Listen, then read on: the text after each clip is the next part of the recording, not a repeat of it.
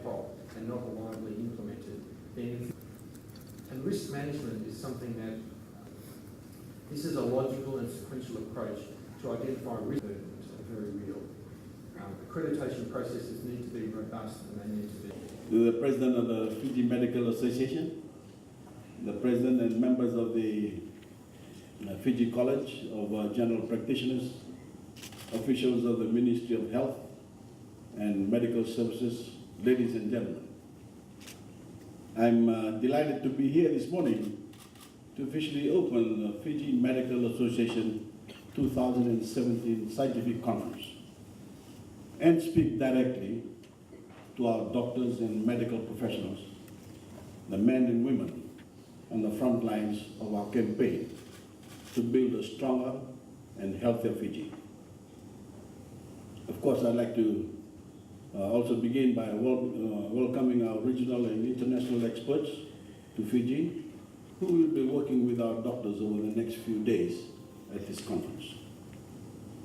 We are always keen to engage with our partners from around the world, especially on an issue of such vital importance as the health and well-being of our people. So welcome and thank you for being here. Ladies and gentlemen, the success of a government and the progress made by our nation can be measured in a number of ways. It is measured in the opportunities that are afforded to ordinary people, the sense of security, safety and security they feel in their day-to-day lives, and of course, the quality of the services available to them. But one of the best ways we can measure how far our nation has come is by looking directly at the health and well-being of the men and women that call it home. Because caring for its citizens is ultimately the most sacred function of any government. And the government I lead gives the health of the Fijian people the highest priority. Looking at the health outcomes of Fijians tells us an enormous amount about the lives they lead and about the job we are all doing to help them live longer, healthier, and better lives. I've said it many times before, a healthy Fiji means a better Fiji. Healthy people are happier, they are more productive, and they are more capable of helping us realize the great potential of this nation.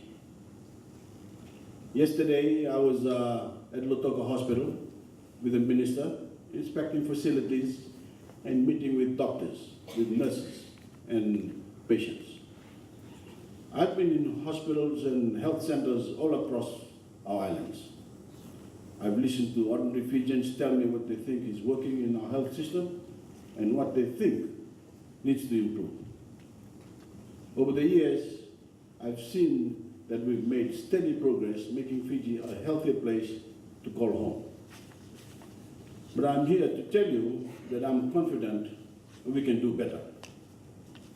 Doing better starts with our health professionals. It starts with our doctors. It is a commitment to your patients that has the greatest impact on patient outcomes and the faith they place in our healthcare systems. My government recognizes your importance. We know how valuable you are. That is why recently you all received such substantial pay increases.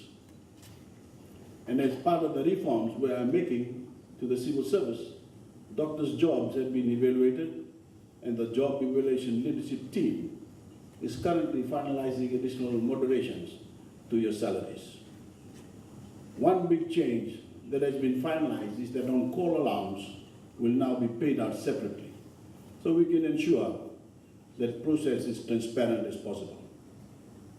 And next week, we will be announcing the final salary increases across your profession as determined by the job evaluations. We are doing this because we value our doctors. We are doing this to set expectations for the professionalism and commitment to service that we expect from every one of you.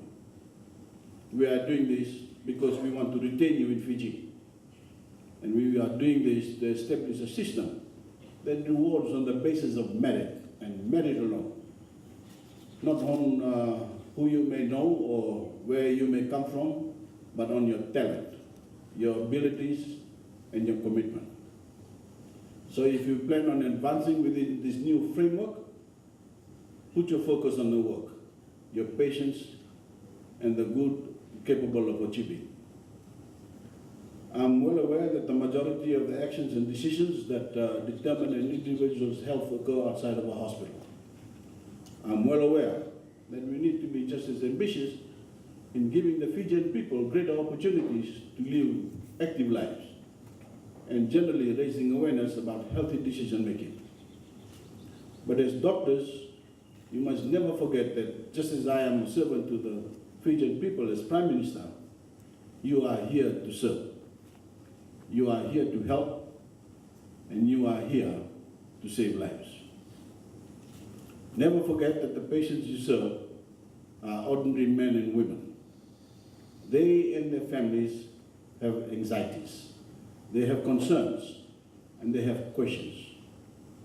Questions you need to be there to answer, and anxieties and concerns that you need to be there to assuage. It's all about communication.